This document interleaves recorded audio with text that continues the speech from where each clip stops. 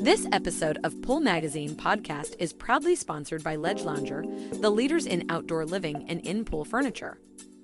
Ledge Lounger believes outdoor living inspires life's most meaningful moments, which is exemplified in their new collection, Autograph. Want to learn more about the Autograph collection? Check out what's new and visit our website at ledgeloungers.com. Thanks for joining us on another episode of Pool Magazine podcast. Today I'm chatting with Ania Amador, a mural artist and live painter who is recently beginning a lot of attention on social media for her surreal murals and pools in the backyard. It's a pleasure to have you with us today on the show. Thank you so much. I'm excited to be here.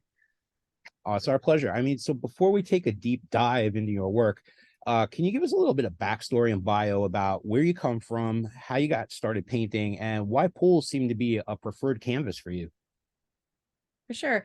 So again, my name's Ania Amador. I'm from Tampa, Florida, and I'm, as you said, a professional artist. I've been doing this for about 10 years full time, but I've always been created and liked painting.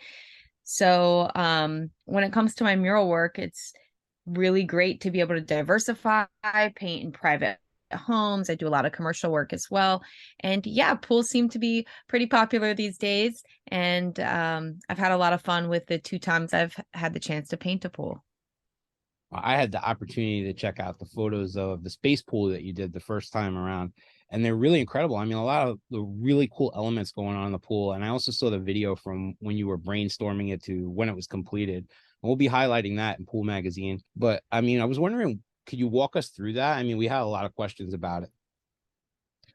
Totally. That was my first time ever painting on the ground, or like in an immersive surface like that, where it's actually like around you, and trying to think about all the different angles and how most people would be experiencing the painting. So were a lot of unknowns with the space pool specifically, and I just went for it. I thought the astronaut would be a really good way to achieve a good perspective from either side of the pool. And that was the focal point. And then I was able to add a vortex and a galaxy, and the client had a couple of other specifics they wanted thrown in there. But that's usually how concepts unfold. I meet with my clients, see what their overall vision is, and then I come up with my own spin on what that is. Yeah, it was really surreal. To me, I kind of looked like the Moon Man from the MTV Awards. It was really cool. Nice. Yeah, it does. How long did it take you to complete that project? So both pools, it took 10 days. I'm a really fast painter, and it just came together. Oh, that's cool. It looked like it kind of glowed up in the dark at night. It had like that kind of effect when the light hit it. How do you get the paint to pop like that with the lights? Really, that was all lighting. You saw how it looks without the water, and then the water kind of muddles the image a little bit, but when you've got the lights in the pool, then it brings that back out. So they were able to achieve a really cool look at night. Was that just with lighting time that you ever painted a pool like that? Definitely. That was my first time painting a pool ever. Well, so you kind of knew what you were in for the second time around. I saw the new mural that you did, and the under the sea scene was pretty cool. It's getting a lot of attention on social media too. How'd you come up with a concept for that one? Well, it's funny because some of my most viral projects have been a swimming pool and then another huge ocean scene I did. So I knew that this one was going to be a hit, being an ocean scene inside of a swimming pool. I think people just really love the ocean, and being from Florida, that's where a lot of my fan base is. They definitely love those ocean scenes. Those clients are in Washington State, and they also have some shipping containers on the property that have another ocean scene with some orcas. So that the new pool tied in perfectly with that theme. Well, what are some of the comments and feedback that you've been getting ever since you posted it to social? Man, there's a lot of comments. One, I'm so humbled and grateful for all of the people appreciating my work. I could have never imagined millions of people getting to see my art and it making them happy. That has been an incredible experience. I'm really just thankful for the support in all ways. And then there's a ton of questions. There's a lot of people wanting to know what kind of paint I used and proper ways to seal it, etc.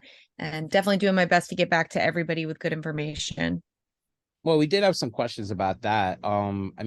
Basically, what's your involvement with it? Do you paint it or do you seal it? Who does the sealing part of that? Yeah, so I'm just the artist. I come in as the creative work only, and I've required my clients to do all of the prepping and all of the sealing first. I really don't know much about the chemicals that they've used. I know that we started with a Benjamin Moore pool primer, and these guys don't expect this to last more than 3 to 5 years. That's the longevity of the paint that they've purchased, and usually when you're painting the pool, any kind of pool, instead of replacing it or using some kind of liner, you're not going to get much longer than that out of it anyway. So this was something that they're prepared for, like they know they're going to replace it in a few years and maybe have you come out and do it again. Yeah, exactly. Well, I mean, how basically, I mean, we know the chlorine may degrade the painting after a little while, but I've seen some of the other murals that you've done in the backyard and they sure hold up. I mean, the one that you did on the container home was really pretty cool. I mean, that with the sunset and the lake. Can you talk about that project a little bit? Yeah, these guys have these shipping containers which they've stacked on their property and turned them into guest houses. They also are Airbnbs, so people can go and stay there and actually see these pools, the pool in person and the other art. And yeah, they just wanted to capture the Washington vibe. There's some mountains and also bring a little bit of color. It looks really great in the scenery, and it's a really unique way to decorate your property. I agree. I mean, there's another mural that you did. Was it on the same property? I mean, it was like a mural on the ceiling and it had a sea effect as well. Yep, nope, that's a different client. Actually, here in Florida, they have an oceanfront condo, and I painted a full-on ocean ceiling mural in their place. Oh, that was really pretty. I mean, you've done some really beautiful stuff. I saw this Alice in Wonderland mural that was really cool. You got the 3D effect on the steps. I mean, that was really cool. You do turtles and ETs and skateboarding moon, all sorts of real surreal stuff. I mean, the live painting that you do is pretty cool. Tell us a little bit about that. Yeah, so when I'm not painting immersive experiences and murals, then I'm on tour with my favorite bands and at music festivals around the country, painting live during the show. So I'll start with a blank canvas and paint. I generally paint a lot of landscapes. I paint with a good friend of mine who's an incredible artist, and he paints a lot of figures and faces. So together we can come up with these fully rendered images in 90 minutes. And then the crowd gets to appreciate that unfolding. We're inspiring other artists and people just to be creative. And then if you're attending a concert, you get to have this image that you watched be created with your favorite music, and you'll always have that memory. And then they collect the prints of those very same paintings, so they get to see them. They have a whole collection of my art, and it's been really fun to get to make art that way. Yeah, it's really cool. I mean, one of my friends does it. This guy David Garibaldi, he was on America's Got Talent, and Yeah, he's awesome. yeah, he's a lot of fun to watch. But I mean, like the kind of performance art is so incredible. I've seen photos on your Instagram at you at concert halls and stuff, just vibing and doing your thing in front of a huge crowd. Do you ever get nervous performing in front of so many people? I used to, and now I just realize how lucky I am that this is my job. And sometimes nervousness and excitement are just the same feeling. So I try to be excited for the opportunity.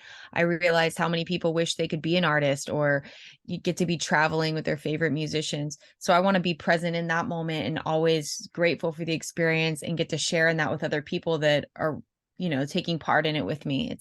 It really is an incredible opportunity. I've seen so much of your stuff. I was on your website, and it looks like you do workshops too, and you teach art as well. Is that right? Yeah, it's so cool to be taking everything I've learned over the years as a professional traveling artist and mural artist and give that information back to other creatives that want to start monetizing their craft. Like during COVID, concerts were canceled. So that was a big portion of my job.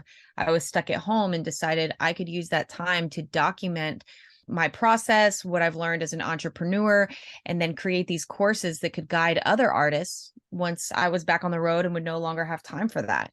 So I've built out this library of content. It's called Art in Session, artinsession.com.